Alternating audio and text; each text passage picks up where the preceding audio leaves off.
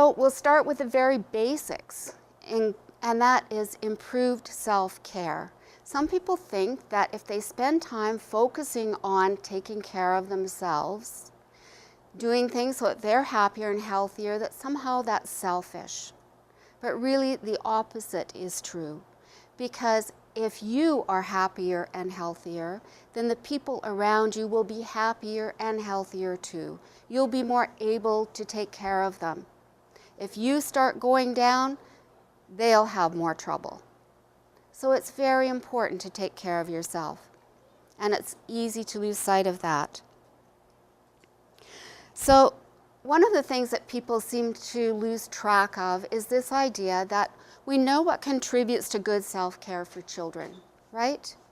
But somehow we get this idea that as we get older, and as we're dealing with the issues of life, the messiness of life, our worries about our health, our worries about our finances or relationships, that somehow those basic self-care strategies really no longer apply.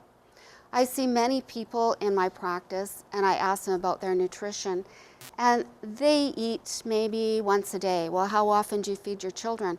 Oh no, I feed them 3 times a day. Well, why is that? Children need to eat. We all need to eat. All of us benefit from regular nutrition.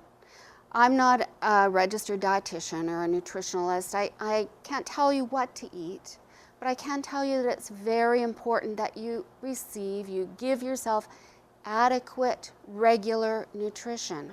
And if you're not sure what that is, speak with a healthcare professional who can help you to determine what that is.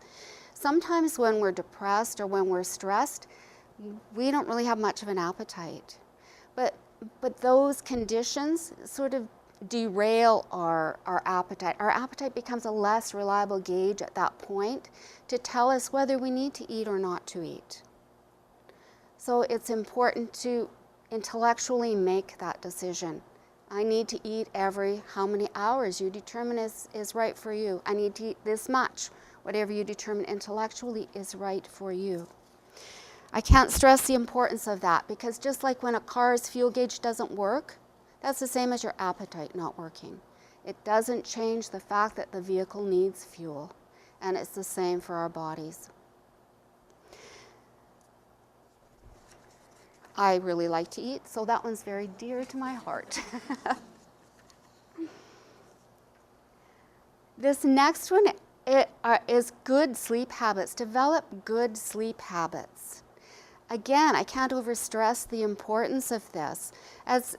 As young people moving into adulthood through adolescence, many people, while they've had very good sleep habits as children, when their parents have helped them regulate their sleep habits, they throw that out the window, and because they can sleep as long or whenever they want, and they lose track of what good sleep habits are.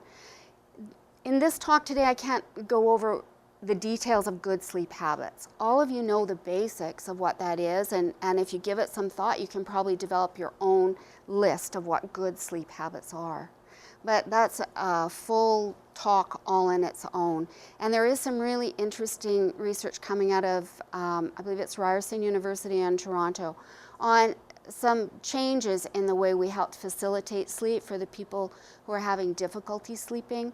So you can always talk again with your psychologist or your healthcare practitioner and get some up-to-date information on what's happening in the field of sleep, because it's certainly very interesting. As you get improved sleep, it goes a long way in helping you cope with the complexities of life and the changes that you have to cope with.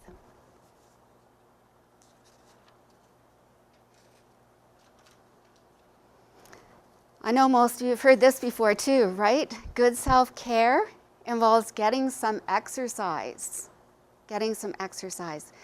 I think the best, I'm not, again, an expert in exercise, but I think the best exercise is exercise that you will do consistently, no matter what that is. It doesn't matter if you have a gym pass to the fanciest gym in town.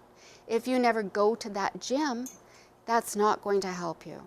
If you only go once a year, probably a limited benefit from that, I would guess.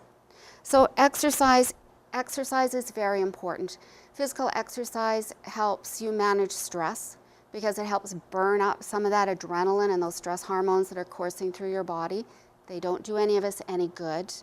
And they also just help you increase your physical health, improve your physical health so it's as good as it can be.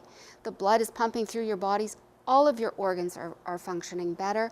Your brain is functioning better. You can think more clearly, and you can manage your emotions and those emotional impulses better. So find some physical exercise that is right for you, whatever that is, and get some advice again if you're not sure.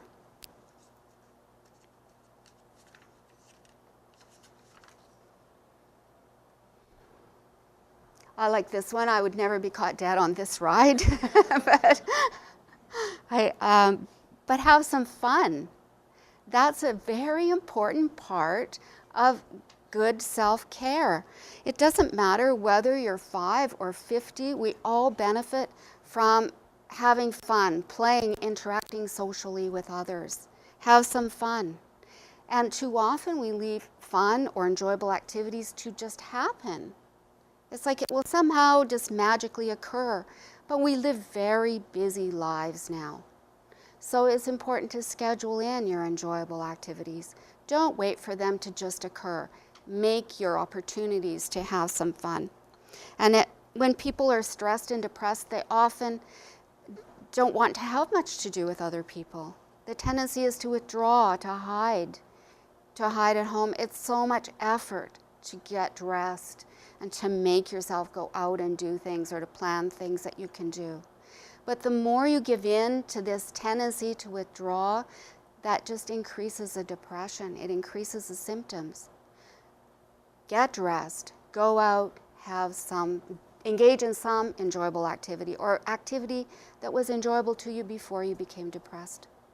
It does help improve your mood.